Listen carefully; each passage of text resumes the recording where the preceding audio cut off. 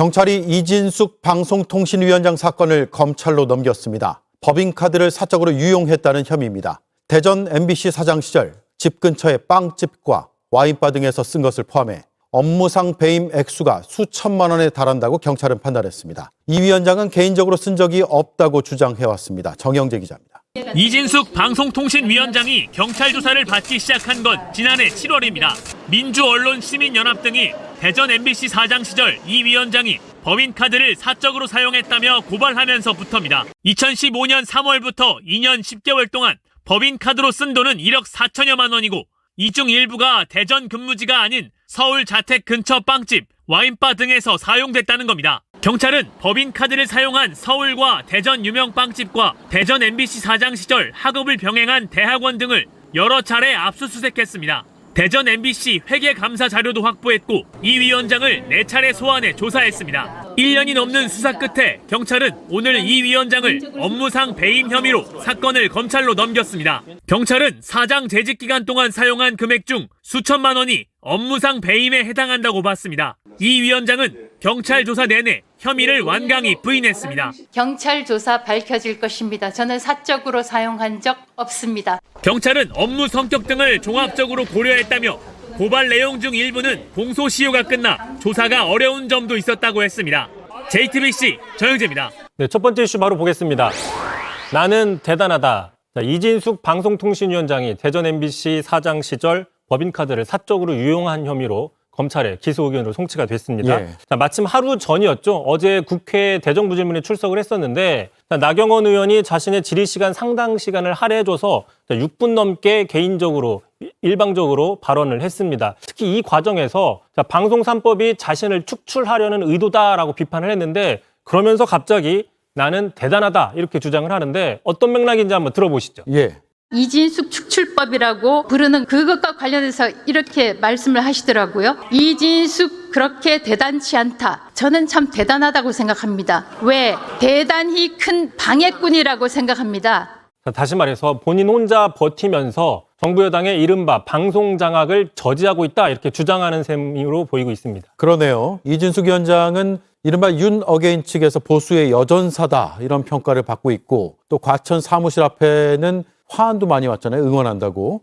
저 답변 들어보니까 본인 입장에서는 내가 진짜 여전사다 이렇게 강조하는 것 같네요. 자, 그렇습니다. 말씀하신 것처럼 이진숙 위원장이 나는 대단하다라고 고평가하고 있는데 그런데 그와 달리 여권에서는 아니 이진숙 위원장이 뭔데 고평가를 하느냐 그 정도로 우리가 찍어낼 사람이 아니다라고 주장을 여러 번 해왔습니다. 한준호 최고위원 최근에 이렇게 얘기를 했었는데요. 고작 이진숙 위원장 한 명 내쫓지 못해서 정부 조직을 뜯어고친 줄 아느냐 요즘 말로 하면 자아가 비대하다. 자, 이진숙 위원장 본인이 뭐라고 정부 여당이 그런 짓을 하겠느냐라고 얘기를 했고요. 자, 김민석 총리도 최근에 비슷한 얘기를 했습니다. 직접 들어보시죠. 위인 설법 같은 것 아니냐라는 지적이 나오는데 어떻게 생각하십니까? 이진숙 위원장 때문에 조직을 막 새로 만들어야 될 정도로 그렇게 비중 있게 보고 있지는 않습니다.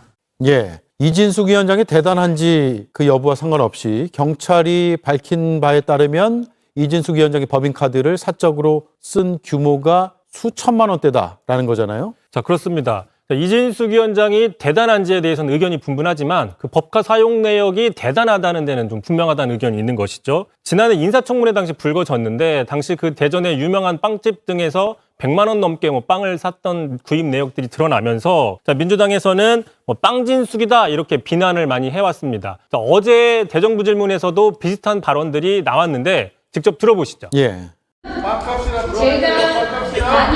제가 만약에 나갔다면 3대2 구조로 민주당 주도의 방송통신위원회가 생겼을 것입니다.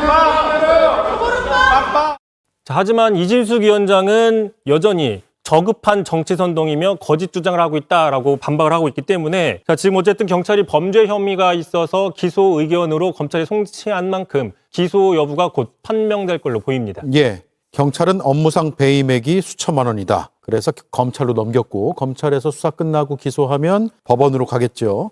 자, 이진숙 방통위원장 얘기입니다. 자, 대전 MBC 사장일 때 법인카드를 사적으로 이용했다 이런 의혹이 있었는데 결국 검찰에 넘겨졌군요. 네, 대전 유성경찰서가요, 업무상 배임 혐의로 이 위원장을 검찰에 기소 의견으로 송치했다, 이렇게 밝혔습니다.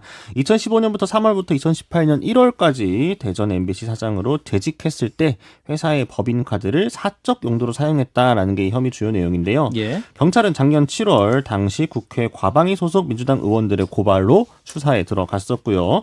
대전 MBC 사장으로 이진숙 위원장이 재직했을 당시에 학업을 병행했던 서강대학교 대학원과 법인카드 사용처 등 이 압수수색을 통해서 이미 수사한 것과 자료를 확보를 해서 혐의를 특정한 것으로 확인이 됐습니다. 예, 이런 가운데 이진숙 위원장 어제 국회 대정부 질문에서 방송 3법 그리고 방통위 개편에 대해 반대 입장을 분명히 밝혔는데 주요 장면 듣고 이어가겠습니다.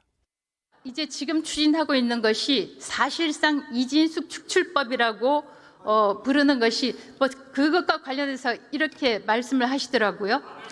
이진숙 그렇게 대단치 않다. 저는 참 대단하다고 생각합니다. 왜? 대단히 큰 방해꾼이라고 생각합니다.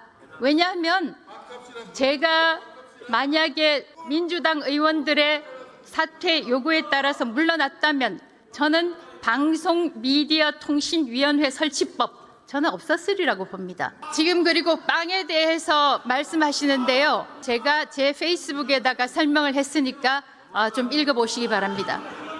예, 전해주실까요? 네, 오늘 저번 국회 대정부 질문 자리였습니다. 방송 3법과 방통위 개편에 대해서 이진숙 방통위원장은 충분한 협의가 있었다면 이런 법안이 만들어지지 않았을 것이다라면서 여야 충분한 협의 없이 민주당 주도로 통과하자니 유감이다라고 입장을 밝혔습니다. 특히나 방금 이야기 나온 것처럼 방통위를 폐지하고 방송미디어통신위원회 설치 법안과 관련해서는 본인을 겨냥한 것이다라는 주장을 계속 펼쳤는데요. 대단히 큰 방해꾼이다, 이런 표현을 써가면서 본인이 만약 민주당 의원들 사퇴 요구에 따라 물러났다면은 이 법도 없었을 것이고, 제가 만약 나갔다면 3대2 구조로 민주당 주도의 방통위가 생겼을 것이다, 이렇게 강조하기도 했습니다. 예, 자 이진숙 방통위원장 또 방송 3법을 둘러싼 목소리 높이고 있고 또 검찰로도 사건이 넘어갔기도 했습니다. 어떻게 보시고 계시는지? 좀 빵 문제는 사실 뭐 이진숙 위원장이 맞을 수도 있다. 빵을 수백만 원치 혼자 먹기는 힘들잖아요. 그래서 그럴 수도 있다라고 생각을 하고, 그건 이제 수사에 들어갔으니 거기서 밝히면 될 거라고 보고, 예. 기본적으로 가장 본질은 방송의 공정성에 관한 문제다. 특히 방송 뭐 전파나 케이블을 통한 방송은 방송법에 아예 공정해야 된다라고 돼 있거든요. 예. 이진숙 위원장은 전혀 공정하지가 않죠. 임명됐을 때부터. 그리고 뭐 탄핵 소추돼서 직무가 정지됐을 때 뭐 극우 유튜브에 나가서 한 얘기들, 그 다음에 지금 있어서도 전혀 공정하지 않은 사람이죠. 하지만 형식적으로는 임기를 보장하는 이유가 있기 때문에 형식에선 또 그냥 나가라 해서 내보낼 수는 없는 거잖아요. 예. 그래서 내용에 안 맞는데 내용으로는 전혀 부적절한데 형식은 어쩔 수 없는 거를 형식을 만든 거예요. 그래서 저는 문제가 없다고 생각을 합니다. 그냥 나가라고 뭐 이상하게 뒷조사를 해서 쫓아낸 건 아니잖아요. 예. 그래서 형식을 갖춘 거고, 물론 이진숙 위원장만으로 방송통신 미디어법을 만들었겠냐. 다른 이유도 있겠죠. 당연히 그 이유가 더 클 수도 있고. 예. 근데 이진숙 위원장이 대단하다고 했지만 대단한 방해꾼이 맞아요. 그래서 방해꾼을 없애는 목적을 추가로 해서 법을 설치해서 형식을 완성시킨 거다라고 봅니다. 정 의원님. 저는 이제 이 방송 3법 개정으로 기존의 이 방송 환경이 과연 과거처럼 어떤 정권이 들어서면 그 정권의 입맛에 맞는 그런 이제 관리자들이 이렇게 이제 들어오고, 그러면서 상당히 그 정부의 어떤 그 정권의 그 어떤 그 뭐라 그럴까 경향에 이렇게 맞춰가는 예. 그런 폐해가 어느 정권마다 예외 없이 그런 것으로부터 방송의 독립성과 공정성에 대해서 고민했던 정권을 제가 기억하지를 못합니다. 그런데 사실은 문재인 정권 때 왜 그러면 당신네들이 정권을 잡았을 때 이 법을 개정하지 않고 그냥 내버려뒀느냐라는 비난이 있었었거든요. 근데 이번에 고쳤는데 예. 일단 그러면은 이번 정권은 과연 자기들의 입맛에 맞는 식으로 기존의 몇 개 방송을 길들이듯이 또 공영방송도 그렇고 그 행태를 보이는지에 대해서 제가 지금 지켜보는 상황이고요. 예. 그다음에 그것에 대해서 야당으로서는 뭐 야당이 여당일 때 한 전적도 있지만 문제 제기를 뭐 할 수 있는데 이진숙이라는 메신저가 과연 그 문제 제기에 적합한 인물이었는지에 대해서는 저도 좀 회의적인 측면이 있어요. 그러니까 예. 객관적으로 말씀을 드리는 거고요. 그래가지고 지금 이진숙을 지금 주저앉히기 위해서 방송통신위원회를 지금 방송미디어통신위원회 그러니까 말씀하셨잖아. 그러니까 결국은 임기를 지켜주려니 너무 불편하다라는 그런 일련의 그 이해관계가 이런 웃지 못할 상황까지 만들었는데 이 예. 위원회 말고 다른 위원회 있죠. 그게 뭐였지? 방송심의위원회? 아니요. 방심위? 그러니까 다른 위원회의 금융감독위원회. 금융위원회였어. 아. 예. 그런데 금융감독위원회의 경우는 그 사람은 그 이름이 바뀌었는데도 안 나가고 계속 이제 그냥 하는 것 같더라고요. 그러니까는 우선 기본적으로 이 정무직은 이 정권과 같이 그 소위 취임하고 그다음에 여권제도. 퇴임하는 그거를 그대로 좀 맞춰주는 게 우선적으로 필요한 것이고요. 예. 그다음에 방송통신 정책은 근본적으로 이 대한민국의 방송통신위원회 또는 뭐 미디어위원회 이 자체가 상당한 문제의 소스라고 생각을 하고요. 그래서 이재명 정권이 실용을 지금 강조했는데 과연 방송과 관련해서 예를 든다면 쉽게 이런 거예요. 제가 기존 정권에 대해서 쓴소리 하잖아요.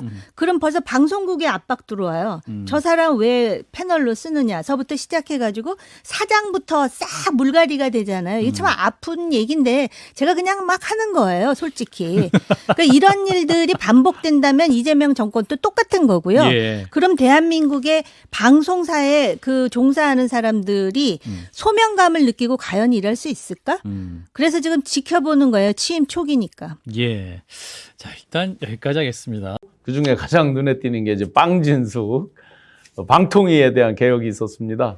그러면 이제 어떻게 돼요? 빵진숙 씨는 어디로 가요? 자동면직이죠. 방통위가 폐지되는데 그렇죠. 자기가 속한 아니, 조직 자체가 없어지는 거죠. 저는 정권 바뀌었다고 뭐 임기 보장된 사람 무조건 쫓아내는 건 우리는 해서는 안 된다고 생각을 네, 해요. 하지만 이진숙은 경우가 다르잖아요. 네네. 너무나 많은 파행과 불법을 저질렀잖아요. 헌재에서도 겨우 살아났지만 헌재에서도 지적을 많이 받았거든요. 네.